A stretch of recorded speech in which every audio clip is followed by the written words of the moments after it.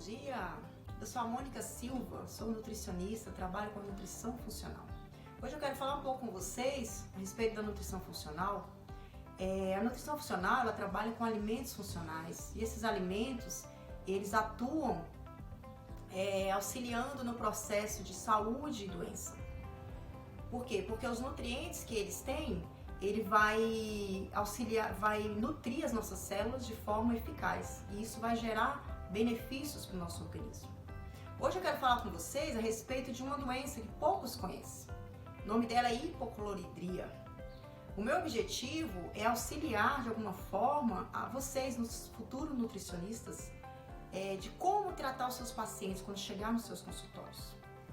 Vamos iniciar falando sobre o que é a hipocloridria. A hipocloridria, ela é uma doença na qual ocorre uma baixa produção de ácido clorídrico no estômago. Aí vocês podem pensar, mas como assim? O ácido clorídrico, a baixa produção dele seria benéfico para uma gastrite, por exemplo. Mas na verdade não é bem assim. Ela não vai ser benéfica por quê? Ela vai causar diversos sintomas no nosso paciente. E é aí que eu entro dando uma dica para vocês. Primeira coisa, quando o paciente chegar no consultório de vocês devem fazer as seguintes perguntas. São 4 perguntas muito importantes para nós podermos diagnosticar essa hipocloridria no nosso paciente. Primeira pergunta é: você tem muita eructação, ou seja, arroto? Segunda pergunta: você tem muita azia?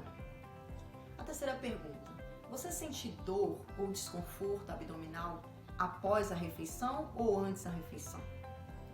E a quarta e última pergunta, e não menos importante, acerca da digestão das proteínas. Como é a sua digestão proteica? Nós podemos nessa hora dar um exemplo para o nosso paciente para ele entender melhor. Por exemplo, quando você está no churrasco, come aquela quantidade exagerada de carnes, como que você se sente após isso? Você se sente inchado? Você demora muito tempo para sentir fome novamente? Muitas vezes você só vai conseguir comer no outro dia? Então, em relação à azia, o que vocês precisam entender é por que é provocada essa azia nos pacientes. Às vezes a gente se pergunta, né? Mas a azia ela não vem pelo excesso de ácido clorídrico no estômago? Na verdade, sim. Só que no caso da hipocloridria, o que acontece? Há uma demora muito grande na digestão. E esse tempo exagerado ali no estômago da gente, do nosso paciente, faz com que volte um pouco, muitas vezes, desse ácido. Mesmo ele não estando tão acidificado, pela quantidade de tempo que ele fica ali em contato com o nosso esôfago, ele pode causar azia. Não são todos os casos, mas pode causar azia. Em relação aos arrotos, né, as eructações, por que acontecem as eructações? No nosso estômago, ele fica com baixo ácido clorídrico, como eu disse, né? O que acontece? O alimento, quando ele chega no nosso estômago, ele já começa a sofrer com as bactérias que ficam no nosso estômago. Por ter pouco ácido clorídrico, ele faz com que as bactérias se proliferem e essas bactérias ali vai fazer com que haja fermentação do nosso alimento no estômago. E essa fermentação vai provocar esses arrotos. É por isso que ocorrem os arrotos. Em relação à dor estomacal, porque o nosso paciente pode sentir a dor ou desconforto, ele pode vir devido à baixa produção de muco. E vocês podem perguntar, e afinal, o que causa a hipocloridria? A hipocloridria ela é causada pela H. pylori, pelo HIV, pela gastrite. Ela pode ser causada também pelo uso prolongado de medicamentos como omeprazol, que são medicamentos que tratam a dor crônica do estômago. E com o passar do tempo vai abaixar esse ácido clorídrico e vai causar hipocloridria. E também fatores muito importantes, esses são para mim os mais importantes para nós falarmos com o nosso paciente, que é os fatores ambientais. Por exemplo, a mastigação inadequada, o alto consumo de sal, o fumo, a baixa ingestão de alimentos crus, de vegetais crus e baixa ingestão de fruta. Esse conjunto, atrelado com estresse, com a falta de sono, tudo isso junto causa não só a hipocloridria, como muitas outras doenças. nós temos sim que orientar o nosso paciente acerca disso, acerca dessa importância.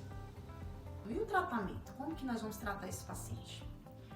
Esse paciente ele vai ser tratado com a solução de ácido clorídrico a 5%. Como que vai ser feito nessa dinâmica do tratamento? No primeiro dia, nós vamos orientá-lo a usar uma gota desse ácido clorídrico em 50 ml de água antes de cada refeição. No início, essa uma gota ela não vai fazer nem bem nem mal para o nosso paciente. Isso aí, por que a gente inicia com uma gota? E a gente vai aumentando até chegar a 7 gotas. Por que isso? Para auxiliar, para ele entender, ele mesmo, o paciente vai entender qual é a quantidade que ele precisa para aliviar o desconforto abdominal dele. 7 gotas é o máximo que a gente pode estar passando para o nosso paciente. Isso a gente vai orientar ele vai tomando e a gente vai falar para ele. À medida que você vê que deu o conforto, é aquela quantidade de gota que você precisa por dia. E agora, o que a gente pode fazer além disso aí, que é muito importante? Nós temos que ensinar nosso paciente a importância da mastigação. Porque não adianta nada a gente fazer todo esse tratamento com ele, à base do ácido clorídrico, se ele não souber, não entender que a mastigação é essencial no processo da digestão. Nós temos que ensinar ele que ele tem que comer sem pressa, sem estresse, num ambiente tranquilo, no qual ele possa ter atenção no que ele está comendo. Outra dica importante que a gente pode dar para o nosso paciente é acerca de chás. Por exemplo, gengibre, alecrim, orégano, espinheira santa. São chás que vão auxiliar muito no processo digestório. E aí vocês podem perguntar, mas e aí, se eles me perguntarem como que pode ser feito, qual a quantidade desse chá? A dica que a gente pode dar é que esse chá não deve ser feito em no máximo 100 ml de água e 30 minutos antes da refeição. Já é o suficiente para auxiliar nesse processo. Então, eu espero que essas informações sejam úteis para vocês e que auxiliem na sua prática clínica. Eu agradeço muito aqueles que ficaram conosco até agora e até uma próxima. Tchau!